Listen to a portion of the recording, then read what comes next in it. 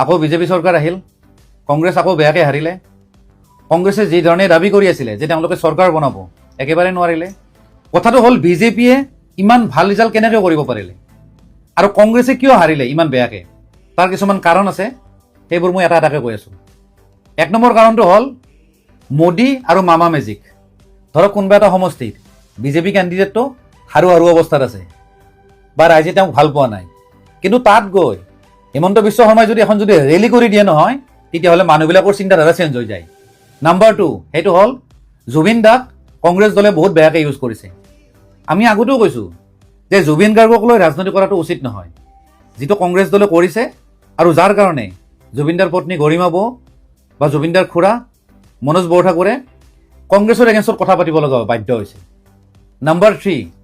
সেইটো হ'ল কংগ্ৰেছ দলৰ সাংগঠনিক ভেটি দুৰ্বল, তেওঁলোকৰ মাজত ভাতৃত্ববোধ নাই। তেওঁলোকৰ ভিতৰত কি চলি আছে, কি প্লেনিং আছে, সেইবিলাক কোনোবা নহয় কোনোবা এজনে বিজেপিক জনাই আছে। নাম্বাৰ 4, সেইটো হ'ল তৃণমূল পৰ্যায়ত কি কি হৈ আছে কংগ্ৰেছ দলে একেবাৰে গুৰুত্ব নিদিয়ে। মানে তেওঁলোকৰ হাতত গ্ৰাউণ্ড জিৰ' ৰিপৰ্ট নাই। তেওঁলোকে ওপৰে ওপৰে কিছুমান ছাপৰ্টাৰ দেখিছে আৰু ভাবি লৈছে যে আমি MLA হ'ম, মিনিষ্টাৰ হ'ম, চৰকাৰ বনাম। আৰু সেইকাৰণে তেওঁলোকে একদম ইলেকশ্যনৰ ৰিজাল্ট দিয়াৰ আগ মুহূৰ্তলৈকে সঁচাকৈ ভাবি আছিল যে তেওঁলোকে চৰকাৰ বনাব। নাম্বাৰ 5, সেইটো হ'ল মিয়াক তৈলমৰ্দন। এই মিয়াক যে তেল মাৰে, মানে তেওঁলোকে মিয়াক এনেকৈ তেল মাৰিলে তেওঁলোকে বাকী অসমীয়াখিনি পাহৰিয়ে গ'ল। ধুবুৰীৰ পৰা একেবাৰে শদিয়ালৈকে যিমানবিলাক সমষ্টি আছে, য'ত য'ত হিন্দু মানুহ বেছি আছে, তাতে কংগ্ৰেছ হাৰিছে, অকল নাওবৈচা সমষ্টিটোৰ বাহিৰে। তেওঁলোকৰ 19টা কেণ্ডিডেট যে জিকিছে, তাৰে 18জনে মুছলমান মানুহ। মই আগৰ পৰা কওঁৱেই যে কংগ্ৰেছ দলটোৱে মুছলমান মানুহখিনিক ভোট বেংক হিচাপে ইউজ কৰে, যিটো আজি প্ৰমাণিত হ'ল। তো যেতিয়ালৈকে কংগ্ৰেছে ধৰ্মৰ ৰাজনীতি বাদ নিদিয়ে, তেতিয়ালৈকে কিন্তু চৰকাৰ বনাব নোৱাৰে। নাম্বাৰ 6, সেইটো হ'ল ডেভেলপমেণ্ট। বিজেপিয়ে যি ধৰণে কাম কৰিছে ৰাইজে দেখিছে, কিন্তু অত্যন্ত দুখৰ কথা যে কংগ্ৰেছ দলে সেই ডেভেলপমেণ্টবিলাককো বিৰোধ কৰে, যাৰ কাৰণে আজি তেওঁলোকক ৰাইজে উত্তৰ দিলে। একেবাৰে লাষ্টৰ পইণ্টটো কৈ আছোঁ, সেইটো হ'ল ছ'চিয়েল মিডিয়া। একেবাৰে সঁচা কথা যে বহুত মানুহে মোবাইলত নিউজ চাই বা মোবাইলৰ ভিডিঅ' চাই ৰাজনৈতিক সিদ্ধান্ত লৈছে যে কাক ভোট দিব বা নিদিব। আৰু সেইকাৰণে প্ৰত্যেকটো দলে কিছুমান কণ্টেণ্ট বা কিছুমান বিষয় ছ'চিয়েল মিডিয়াত পাব্লিছ কৰে। কিন্তু কংগ্ৰেছ দলে যিবোৰ বিষয় বা কণ্টেণ্ট পাব্লিছ কৰিছে ছ'চিয়েল মিডিয়াত, নিজৰ পেজত হওক বা কণ্টেণ্ট ক্ৰিয়েটৰৰ যোগেদি, বেছিভাগেই মিছা আছিল। মানে তেওঁলোকে মিছা নেৰেটিভ দি বিজেপি চৰকাৰক বদনাম কৰিব খুজিছিল। কিন্তু অসমীয়া ৰাইজ মূৰ্খ নহয়, তেওঁলোকে বুজি পায় মিছা নেৰেটিভ কেতিয়াও মানুহে গ্ৰহণ নকৰে। তেওঁলোকে যেতিয়া পোষ্টবিলাক দেখিছে, তেওঁলোকে গম পাইছে যে কংগ্ৰেছৰ এইবিলাক কথা মিছা, আৰু সেইকাৰণে সেই মানুহখিনি বিজেপিৰ ফালে ঢাল খাইছে। আৰু এটা কথা, ছ'চিয়েল মিডিয়াত যদি কোনোবাই এটা পোষ্ট লিখিছে বা কমেণ্ট কৰিছে বিজেপিক ছাপৰ্ট কৰি, কংগ্ৰেছৰ সমৰ্থকবিলাকে আহি ইমান বেয়াকৈ গালি পাৰে, দালাল বুলি ক'ব, এজেণ্ট বুলি ক'ব, 1250 টকীয়া, 1500 টকীয়া, মানে যা তা গালি। মানুহে যেতিয়া কমেণ্টটো দেখিব, তেওঁৰ প্ৰফাইলটো যেতিয়া খুলি চাব, দেখা পাব যে তেওঁ কংগ্ৰেছৰ সমৰ্থক। আল্টিমেটলি সেই বেয়াকৈ কমেণ্ট কৰা মানুহজনটো বদনাম হ'লে লগতে কংগ্ৰেছ দলটোও বদনাম হ'ল, যাৰ কাৰণে এই কমেণ্টবিলাক যে দেখি থাকে সেইবোৰ মানুহে বিজেপিকে ছাপৰ্ট কৰা হৈ যায়। কাৰেণ্টৰ বিল বেছি হ'লে মই গছৰ তলত বহিম নে এচিৰ তলত বহিম, আপোনালোকে ক'বলৈ কোন? মই সোণ কিনিম নে নিকিনিম, ক'বলৈ চৰকাৰখন কোন? আম্বানীৰ জীয়েকে ব্লাউজ মেখেলা চাদৰ সোণৰ পিন্ধিলেও কোনো ধৰণৰ আপত্তি নাই, কিন্তু সাধাৰণ ঘৰৰ পৰিয়ালৰ বিয়া এখন হ'লেও এবছৰলৈকে সোণৰ এডাল চেইন পিন্ধিবলৈও কি সামৰ্থ্য নাই নেকি? আমাক এইদৰে বাধা দিবলৈ, স্বাধীনতা হৰণ কৰিবলৈ চৰকাৰখন কোন? ৰাজপথত গাড়ী চলাবই, গাড়ী আপোনালোকে বিকিছে, গাড়ী চলাবই। পেট্ৰল ডিজেলৰ মূল্য বৃদ্ধি হৈছে, মূল্য বৃদ্ধি ৰোধ কৰক। গাড়ী চলোৱাটো বন্ধ কেইজনক কৰিব? চাইকেল চলোৱাৰ অভ্যাস গঢ়ে নগঢ়ে সেই ব্যক্তিগত কথা। আপোনালোকৰ যিবোৰ কাম সেইবোৰ কৰিব নোৱাৰি, নিজৰ দুখটো স্বীকাৰ নকৰি কেৱল মাত্ৰ জনতাৰ ওপৰত কিয় এনেকে কেৱল মাত্ৰ মাধ মাৰ দিবলৈ চেষ্টা কৰে? ধনতেৰছৰ দিনাখন, যি দিনাখনলৈকে মন্ত্ৰী বিধায়কৰ পত্নীয়ে এখন জুৱেলাৰী দোকান আবদ্ধ কৰি লয়, ব্লক কৰি লয় সোণ কিনিবৰ কাৰণে, সেই সংস্কৃতিবোৰ আপোনালোকে বন্ধ কৰক। আপোনালোকে অবাবত মিটিঙৰ নামত, আপোনালোকে ৰাজহুৱা যি নিৰ্বাচনী প্ৰচাৰৰ নামত হেলিকপ্টাৰ উৰুৱাই যিবোৰ কাৰ্যকলাপ কৰে, লাখে লাখে টকা উৰাইছে, ৰাজকোষৰ ধন এদায় কৰিছে, সেই কালচাৰবোৰ আপোনালোকে প্ৰথম বন্ধ কৰক। আপোনালোকে যি কৰিব আপোনালোকে কৰিব, ভৰিব কেৱল মাত্ৰ জনতাই। সাধাৰণ জনতাৰ কি জীয়াই থকাৰ সেই অধিকাৰখনো ল'ব বিচাৰিছে নেকি আপোনালোকে মিঠাতেল দিম বুলি কয় আৰু বৰ্তমান সময়ত দেশৰ সুৰক্ষাৰ অধীনত মানে শান্তি বৰ্তাই ৰাখিবৰ কাৰণে অৰিহণা দিবৰ কাৰণে আপোনালোকে মিঠাতেল কমকে খাবলৈ কয় মিঠাতেলৰ দাম কমাব কিয় নোৱাৰে মিঠাতেল যে কমকে খাবলৈ কৈছে মিঠাতেলৰ দামটো কথালৈ অহা নাই মিঠাতেল কমকে খাবলৈ কৈছে এতিয়া আপুনি মিঠাতেল চৰকাৰে বান্ধি দিব আপুনি মিঠাতেল কম খাব নে বেছি খাব আপুনি সোণ কিনিব পাৰিব নে নোৱাৰিব আপুনি গৰম বিদ্যুতৰ বিল আপোনালোকৰ ঘৰলৈ বেছি আহিছে বিদ্যুৎ বিল হ্ৰাস কৰিব নোৱাৰে কিন্তু আপোনাৰ গছৰ তলত বহিব লাগিব এই কথাটো বান্ধি দিব চৰকাৰৰ ফালৰ পৰা বান্ধি দিব পেট্ৰল ডিজেলৰ মূল্য বৃদ্ধি তেখেতলোকে কমাব নোৱাৰে তাৰ পাছত তেখেতলোকে বান্ধি দিব যে আপোনালোকে গাড়ী চলাবলৈ বন্ধ কৰি দিয়ক আপোনালোকে চাইকেল চলোৱা আৰম্ভ কৰি দিয়ক ইয়াৰ কিবা কথা নেকি মোৰ গাড়ী মোৰ ঘৰ মোৰ পেট মোৰ কথা মই কি খাওঁ কি নাখাওঁ চৰকাৰৰ যিবোৰ কাম সেইবোৰ কৰক না কেৱল জনতাকে যে কিবা এটা ক'ব পাৰে আম্বানী ঘৈণীয়েকক আম্বানীৰ জীয়েকক সেইবোৰ কথা ক'ব পাৰিব নেকি নোৱাৰে কিয় পাৰিব পুঁজিপতি মানুহ ডাঙৰ মানুহ জনতাই বনাইছে চৰকাৰ জনতাকেই দিব মাধমাৰ জনতাই ক'ব লাগে চৰকাৰক চৰকাৰে কয় জনতাক কথাটো কি মানে বদ্ধ পৰিকৰভাৱে কাম কৰাটো কোনো হেৰি নাই পৰিকল্পনা নাই কেৱল মাত্ৰ মুখত আহে আৰু কথাবোৰ কয় নিজৰ বেংক বেলেন্স লাগিলে উটিপুটি যাওক নিজৰ ঘৈণীয়েকৰ লাগিলে কোৰ্ট এফিডত সোণৰ পৰিমাণ গম পাইছে ন কোৰ্ট এফিডেভিটে নিৰ্বাচন খেলা মহিলাসকলে নিৰ্বাচন খেলাত যিসকল বিধায়কৰ পদত খেলিলে তেখেতলোকৰ যিসকলে বিয়া পতা সেইসকলে কোৰ্ট এফিডেভিট চালে আপুনি ভয় খাই যাব এগৰাকী মন্ত্ৰীৰ পত্নীৰ ওচৰত কাৰোবাৰ মুখ্যমন্ত্ৰীৰ পত্নীৰ ওচৰত 32 কিলো 33 কিলো সোণৰ মাল আছে তেতিয়াহ'লে সেইবোৰ কি কৰিব গতিকে প্ৰথম নিজে শুধৰণি হওক তাৰ পাছত আনক শুধৰণি কৰিবলৈ যোৱাটো ভাল প্ৰথমে আপোনালোকে লেতেৰা হৈ আছে আপোনালোকে গোটেই কালচাৰ দেখুৱাই আছে উভতগুৰি আপোনালোকে নাচি আছে তাৰপৰা জনতাক আপোনালোকে কয় শুধৰণি হওক তেল কমকে খাওক সোণ নিকিনিব কিবা নকৰিব সাধাৰণ ৰাইজে তেল পিঁয়াজ কিনিবলৈ চিন্তা কৰি আছে আপোনালোকে সোণত লাগি আছে তেল পিঁয়াজ গীতা দামেই ইমান কঠোৰ হৈছে ইমান বেছি হৈছে তাৰ পাছত সেইকেইটাৰ দাম আপোনালোকে হ্ৰাস কৰিব পৰা নাই কেৱল মাত্ৰ আপোনালোকে লাগি আছে যে সোণ কমকে কিনক ইমান নিৰ্লজ্জৰ দৰে কথা কেনেকৈ ক'ব পাৰে গছত গৰু উঠা হুলুঙাই কাণ বিন্ধা কথাবোৰ কিয় ক'বলৈ আৰম্ভ কৰিছে প্ৰধানমন্ত্ৰী নৰেন্দ্ৰ মোদীয়ে বহুজন নেতাই কেৱল মাত্ৰ আমাক জেনি পায় সোঁফালে মাৰে আগফালে মাৰে বাওঁফালে মাৰে অকল আমাক মাৰিবলৈ আৰম্ভ কৰে তেখেতলোকে আৰম্ভ কৰে তাৰ পাছত আমাকে আকৌ বাঁহটো দিবলৈ আৰম্ভ কৰি দিয়ে প্ৰত্যেকৰ ঘৰত স্মাৰ্ট মিটাৰ দি প্ৰত্যেকক কাৰেণ্টৰ ব্যৱস্থা কোনে কৰি দিছিলে চৰকাৰখনে কৰিছিলে বৰ্তমান সময়ত কি বুলি কয় আপোনালোকে বিদ্যুৎ কমকৈ ব্যৱহাৰ কৰক ঠিক আছে আমাক সকলোকে আমি খৰি জ্বলাই আছিলো খৰি জ্বলাই থাকিবৰ সময়ত আমাক গেছ চিলিণ্ডাৰ দি পাকে পকাৰে ভিতৰত কোনে ভৰাই ল'লে চৰকাৰখনে তাৰ পৰা এতিয়া কয় গেছ চিলিণ্ডাৰ আপোনালোকে কমকৈ ব্যৱহাৰ কৰক বিদ্যুৎ বিল বেছিকৈ আহিলে ক'ব যদি আমাৰ বেছি আহে আমি যদি প্ৰতিবাদ কৰোঁ তেতিয়া ক'ব আপোনালোক গছৰ তলত বহক আৰু বৰ্তমান সময়ত কৈছে যে আপোনালোকে বোলে সোণ নিকিনিব এবছৰলৈ বোলে সোণ কিনা বন্ধ কৰি দিয়ক মানে এতিয়া আমি কি কিনিম কি নিকিনিম কি খাম কি নাখাম সকলো কি চৰকাৰে সিদ্ধান্ত ল'ব নেকি বৰ্তমান সময় এই অৱস্থাটো কিয় হৈছে মূল্য বৃদ্ধি নিজেই হ্ৰাস কৰিব নোৱাৰি নিজৰ নত স্বীকাৰ কৰা নাই জনতাক আকৌ ক'বলৈ আহে বোলে আপোনালোকে সোণ নিকিনিব আপোনালোকে লাভ বিলাসিতাৰ জীৱনবোৰ আপোনালোকে নেতা মন্ত্ৰীসকলে বাদ দিয়ক নেতা মন্ত্ৰীসকলে যি লাভ বিলাসিতাৰ যি ফুলজাৰি মাৰে যিদৰে ৰাজকোষৰ ধন অবাবত পানীৰ দৰে খৰচ কৰে হেলিকপ্টাৰ উৰাই যে আপোনালোকে লাখ টকা ঘণ্টাত খৰচ কৰি আছে সেইবোৰ কাৰ পইচা জনতাৰ পইচা আপোনালোকে হলে পাৰে তাৰ পৰা জনতা হলে মৰে জনতাক মাৰিব আপোনালোকে কৰিব আপোনালোকৰ বৰ্তমান যিসকলে নিৰ্বাচনত প্ৰতিদ্বন্দ্বিতা কৰিছিলে তেখেতলোকৰ যিখন কোৰ্ট এফিডেভিট দিছিলে কোৰ্ট এফিডত এগৰাকী মন্ত্ৰীৰ পত্নীৰ 32,000 গ্ৰাম 32 কিলো 33 কিলো সোণৰ মাল আছে মানে আম্বানী পুতেকে আম্বানী জীয়েকে হীৰাৰ ব্লাউজ সোণৰ ব্লাউজলৈকে পিন্ধিব আদানী আম্বানীৰ জীয়েকে আমাৰ সাধাৰণ বিয়া এখন হলে ছোৱালীগৰাকী সোণৰ চেইন এডালো পিন্ধিব নোৱাৰিব মানে ইমানলৈকে স্বাধীনতা হৰণ কৰিব বিচাৰিছে নেকি ৰাজপথত গাড়ী চলোৱাৰ ক্ষেত্ৰত আপোনালোকে কৈছে পেট্ৰলৰ দাম আপোনালোকে ৰোধ কৰিব পৰা নাই আপোনালোকে কৈছে ৰাজপথত আপোনালোকে গাড়ী চলোৱাৰ পৰিৱৰ্তে আপোনালোকে হেৰি কৰক চাইকেল চলোৱা আৰম্ভ কৰক কোনে চাইকেল চলাব কোনে নচলাব সেই সিদ্ধান্ত আপোনালোকে ল'ব নেকি আৰু বৰ্তমান যদি সোণ কিনিবই নালাগে এবছৰৰ কাৰণে সোণাৰী দোকান বন্ধ কৰি দিয়ক সেইবোৰ কৰিব পাৰিব নোৱাৰে পুঁজিপতিৰ একো কামেই বন্ধ কৰিব নোৱাৰে মৰিব কেৱল মাত্ৰ এই সাধাৰণ জনতা গছত গৰু উঠা কথাবোৰ কিয় বৰ্তমান সময়ত ক'বলৈ আৰম্ভ কৰিছে চৰকাৰ গঠন কৰিবলৈ কোনোবাই শপত গ্ৰহণ কৰাই নাই কোনোবাই শপত গ্ৰহণ কৰিলে ইয়াৰ আগতো আমি দেখিলো মন্ত্ৰীত থকা অৱস্থাত ইমান নাভূত নাচুত কথাবোৰ কৈ দিয়ে মানে কি গাই আছে কি কৈ আছে তেখেতলোকে নিজেই নাজানে ক'ব লাগে কাৰণে মুখখন আছে কাৰণে ফটা মুখ লিক হয় কথাটো ক'ব লাগে কাৰণে কৈ দিয়ে কিবা যে গুণেৰে সমৃদ্ধ এজন ব্যক্তি মই যে নেতা হয় কি নেতাৰ যি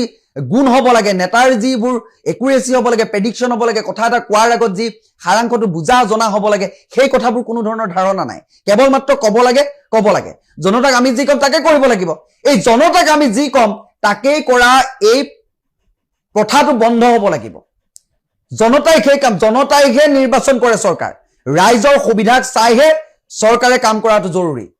আপোনালোকে হলে লাখে লাখে টকা বিদেশ ভ্ৰমণৰ নামত আপোনালোকে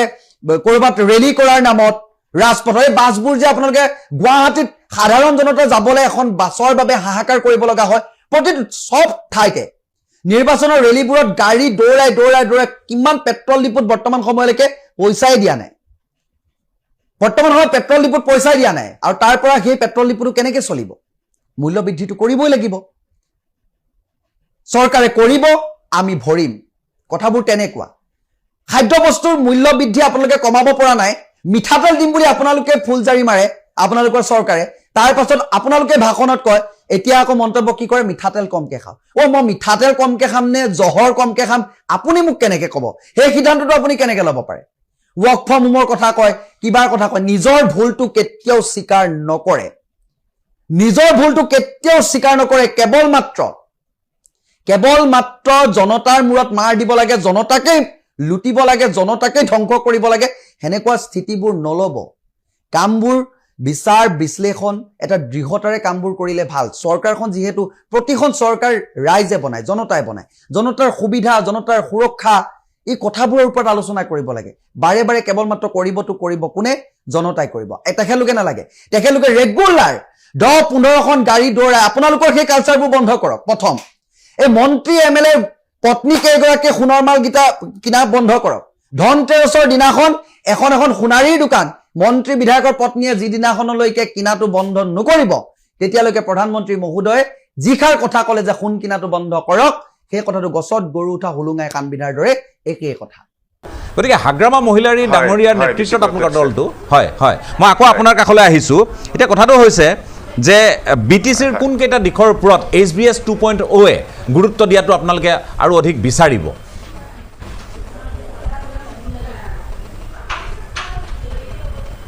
মোক কৈছেনে আপুনি হয় আপোনাকে কৈছোঁ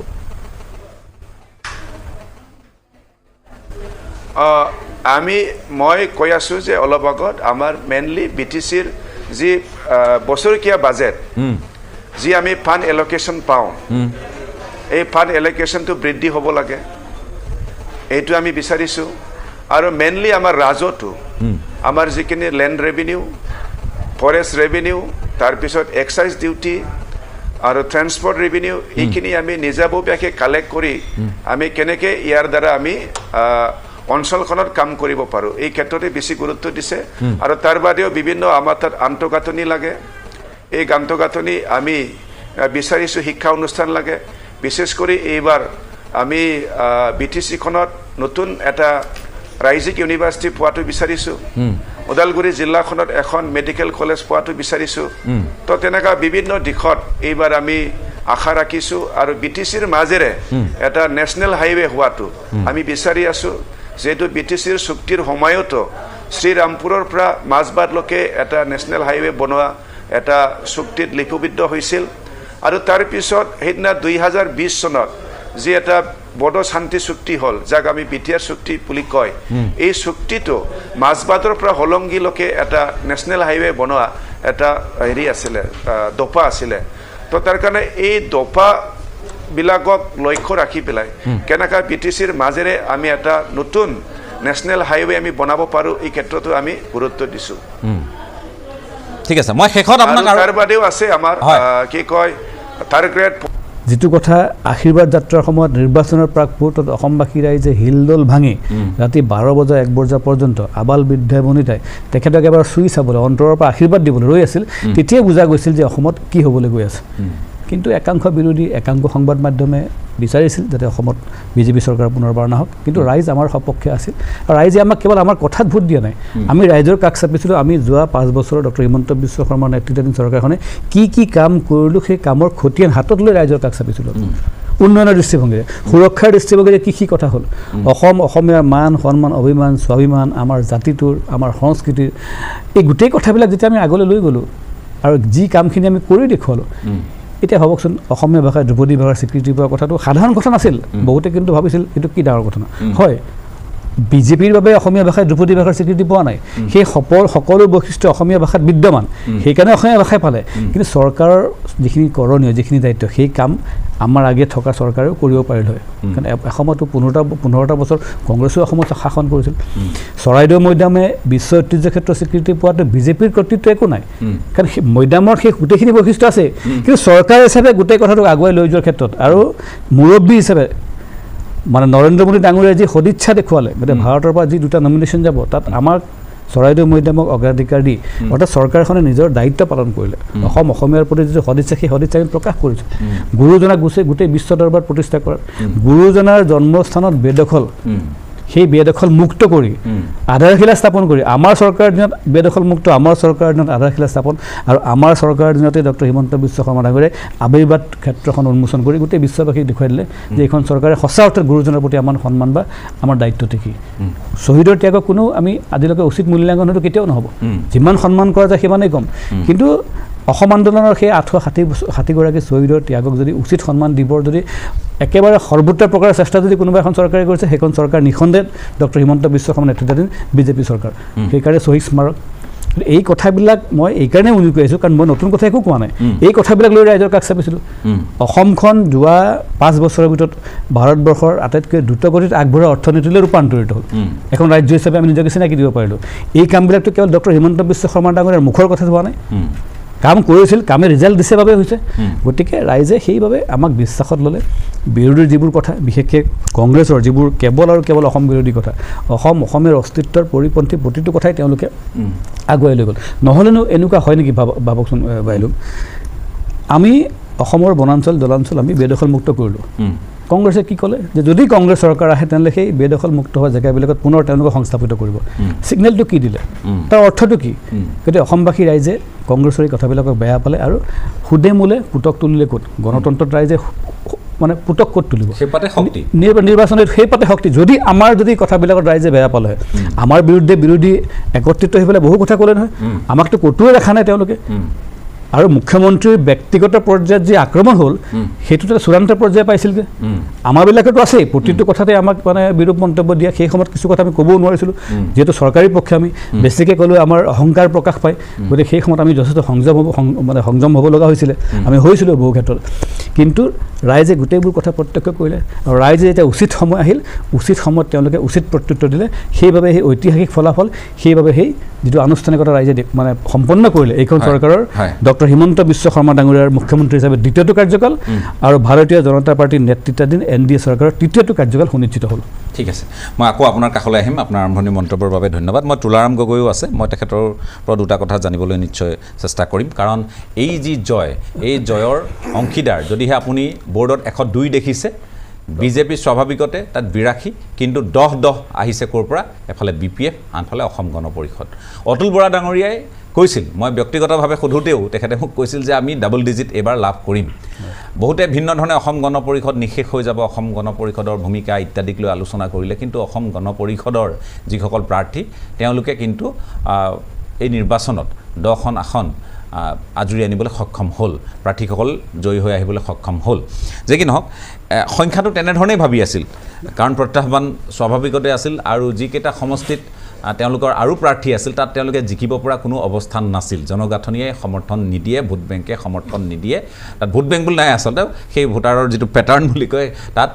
সেইধৰণে সম্ভৱ নহয় যে কি নহওক এতিয়া কথাটো হ'ল যে আমি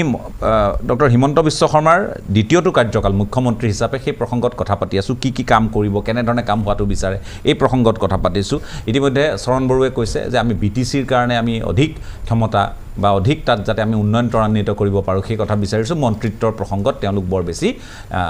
তেওঁলোকে গুৰুত্ব প্ৰদান কৰা নাই কোনোবা এগৰাকী মন্ত্ৰী হ'ব 10 গৰাকীৰ পৰা সেই কথাখিনি তেওঁলোকে উল্লেখ কৰিছে আৰু মই আকৌ কৈছোঁ যিসকলে এই মুহূৰ্তত টেলিভিশ্যনৰ ছুইচ অন কৰিছে আপোনালোকে যদি ভাবি আছে যে আমি মন্ত্ৰীসকলৰ এখন তালিকা দিম চৰকাৰে বা ডক্টৰ হিমন্ত বিশ্ব শৰ্মাই যেতিয়া তেওঁলোকক ফোন কৰি মাতিব সেই তালিকাখন সন্দৰ্ভত আগতীয়াকৈ খবৰ পালে আগতীয়াকৈ দিম কিন্তু এই মুহূৰ্তত ডক্টৰ হিমন্ত বিশ্ব শৰ্মাৰ বাহিৰে আৰু কেইখনমান চিনাকি মুখক আপুনি মন্ত্ৰী হ'ব বুলি ভবাৰ বাহিৰে আপোনাৰ হাতত অন্য বিকল্প নাই আপুনি তালিকা কেইবাখনো প্ৰস্তুত কৰিব পাৰিব তাত অকণমান মিলিব ক'ৰবাত নিমিলিব কাৰোবাৰ হয়তো 90% মিলি যাব পাৰে এইটো কণা ফৰ্মুটি বুলি আমি ক'ব লাগিব এইটো কোনেও মই কৈছোঁ সেই ব্যক্তিগৰাকী ডক্টৰ হিমন্ত বিশ্ব শৰ্মা কিন্তু এই কথাও আমি জানো যে অসম গণ পৰিষদৰ পৰা দুগৰাকী অন্ততঃ আমি সেইটো এটা সাধাৰণ ধাৰণা বদ্ধমূল ধাৰণা যে দুগৰাকী তাৰ পৰা হ'ব আৰু সেই দুগৰাকী জ্যেষ্ঠ নেতা সভাপতি কাৰ্যকৰী সভাপতি অৰ্থাৎ অতুল বৰা আৰু কেশৱ মহন্তৰ বাহিৰে তৃতীয়গৰাকী হ'ব পাৰে বুলি এই মুহূৰ্তত মনে আমাৰ কাৰো ধৰা নাই যে কি নহওক অসম গণ পৰিষদৰ HBS 2.0 লৈ কি অৰিহণা থাকিব বা কি ভূমিকা থাকিব কি পৰামৰ্শ থাকিব তুলাৰাম গগৈ ডাঙৰীয়া ধন্যবাদ ৰাজদীপ বাইলুং বৰুৱা ডাঙৰীয়া অসম গণ পৰিষদ দলে ভাৰতীয় জনতা পাৰ্টিৰ লগত 2016 চনৰ পৰা মিত্ৰতাত আছে অসমৰ ৰাইজে জানে তাৰ আগতে এবাৰ মিত্ৰতা হৈছিল অসম গণ পৰিষদ দলৰ ভাৰতীয় জনতা পাৰ্টিৰ লগত গতিকে আমাৰ মিত্ৰতাটো বৰ ঠুনুকা ধৰণৰ মিত্ৰতা নহয় আৰু আমি যেতিয়া এই 2026 চনৰ নিৰ্বাচনৰ আমাৰ চিট শ্বেয়াৰিঙৰ কথা বতৰা যেতিয়া চলি আছিল যেতিয়া ফাইনেল হ'ল যেতিয়া আমাক চিটকেইটা দিলে তাৰ আমি 26টা চিট তাৰপিছত সেই সময়তে বহুত কথা আমাক আক্ৰমণ প্ৰত্যাক্ৰমণ হৈছে আমাক বহুত কথা মানুহে শুনুৱাইছে কিন্তু আমি গভীৰভাৱে বিশ্বাস আছিলোঁ আপোনাৰ এইটো ষ্টুডিঅ'টো বহি আমি কৈ গৈছোঁ যে এইবাৰ আমি এখন হ'লেও আসন আমি বেছিকৈ পাম একচুৱেলি আমি দুখন আসন বেছিকৈ পাম বুলি আমাৰ খুব দৃঢ় বিশ্বাস আছিল এখন হ'লেও আসন বেছিকৈ পাম বুলি ভাবিছিলোঁ 2021 চনতকৈ আমি পাইছোঁ আৰু এইটো আচলতে NDA ভাৰতীয় জনতা পাৰ্টিৰ নেতৃত্বত অসমত NDA মিত্ৰগোষ্ঠী চৰকাৰৰ সুফলৰ এইটো প্ৰভাৱ যোৱা 5টা কাৰ্যকালত নিতান্ত অসমৰ ৰাইজে ভাল পোৱা কাম কৰিছে আৰু সেইকাৰণে অসমৰ ৰাইজে এই চৰকাৰখনক মৰম কৰিছে মই ৰাজদীপ বাইলুং বৰুৱা অলপ এটা সাধাৰণ কথা এটা কওঁ মোক আজি এটা ফোন আহিল আমাৰ গাঁৱৰ পৰা এই ফোনটো মই আজি ভাৰতীয় জনতা পাৰ্টিৰ নেতৃত্বত চৰকাৰ অহা আগতে এনেকুৱা ফোনবিলাক চাকৰি সংক্ৰান্ত ফোনবিলাক আহিছিল তেতিয়া আছিল যে মোক সোধে আপোনাৰ কোনোবা MLA MP লগত চাৰ্জ নেকি আছে নহয় অলপ লাইন এটা লগাওক চাকৰি এটা ল'ব লাগে আজি মোক মানে কেইখনমান কিতাপ বিচাৰিছে এজন ল'ৰাই যে দাদাই আমাৰ এনেকৈ আমুকে চাকৰি পালে নে গম পাইছে নাই পাওঁ গতিকে ভালদৰে পঢ়ি এবাৰ মই চাকৰি ল'মেই কালি মাননীয় মুখ্যমন্ত্ৰী ডাঙৰীয়া এনেকৈ কৈছে নহয় ইমান লাখ চাকৰি দিব গতিকে চাকৰি মই এবাৰ ল'ম মানে এই যে সাধাৰণ কথা এইবিলাক দেই হয়তো বহু মানুহৰ সমালোচকৰ দৃষ্টিত এইবিলাক নপৰিব পাৰে কিন্তু কেনেকৈ চেঞ্জ হৈ গৈছে দেখিছেনে ট্ৰেণ্ডটো এটা সময়ত MLA MP অঙহী বঙহীৰ লগত চিনাকি হ'ব লাগে যেনে তেনে যে আপুনি সামাজিক জীৱনত ঘূৰি ফুৰে আপোনাৰ চাহ চিনাকি আছে আমাক লাইন এটা লগাই দিয়ক পইচা পাতি কি আছে দিম আমি মাটি বাৰী কিবা কিবি বিক্ৰী বাৰ্তা কৰি এতিয়া ট্ৰেণ্ডটো আহিলে কি জানে কিতাপ দিয়ক মোক যেনে তেনে মই ভালদৰে পঢ়িম ভালদৰে পঢ়িলে চাকৰি পায় এই ধাৰণাটো অসমৰ ৰাইজৰ বিশেষকৈ নিবনুৱা উঠি অহা নিবনুৱা যুৱক যুৱতীসকলৰ মনত এই ধাৰণাটো আহিছে গতিকে এই ধাৰণাটো অহাৰ পিছত মই ভাবোঁ যিমান অপপ্ৰচাৰ কিবা কিবি কৰিলেও মানুহে এই চৰকাৰখনৰ মই ক'ব বিচৰা নাই দেই অসমৰ ৰাইজে বিচৰা 100% ভাল কাম কৰিছে বেয়া কামো নিতান্ত ক'ৰবাত 2-এটা হৈছে অসমৰ ৰাইজৰ মনত দুখ পোৱা সেইখিনি নিতান্ত ৰেক্টিফিকেশ্যন হ'ব এইটো সংশোধনী পথ ল'ব আৰু আমিতো মাননীয় মুখ্যমন্ত্ৰী ডক্টৰ হিমন্ত বিশ্ব শৰ্মাক এতিয়া মুখ্যমন্ত্ৰী বুলি ক'ব পৰা হ'লোঁ তেখেতক আৰু ৰাজনৈতিক কথা আমি শিকাবলগীয়া নাই নহয় তেওঁ সোঁৱে বাওঁৱে চুকে কোণে চব জানে গতিকে মই আশা ৰাখিম ক'ৰবাত হয়তো অসমৰ ৰাইজে এতিয়াও পইণ্ট বিন্দু মাত্ৰ ক'ৰবাত অকণমান দুখ পাই থকা কাম এইখন চৰকাৰ দিনত হৈছে ক'ৰবাত হয়তো মূল্য বৃদ্ধি হৈছে ক'ৰবাত কিবা এটা হৈছে এইবিলাক নিতান্তই ভাল হ'ব কিন্তু সামগ্ৰিকভাৱে 99.9% অসমৰ ৰাইজে ভাল পোৱা কাম হৈছে নিবনুৱা যুৱক যুৱতীয়ে ভাল পোৱা কাম হৈছে আৰু এনে এখন অসমৰ ৰাইজে ভাল পোৱা চৰকাৰৰ প্ৰতি আমাৰ অসম গণ পৰিষদ দলৰ অৰিহণা সৰ্বকালৰ বাবে আমাৰ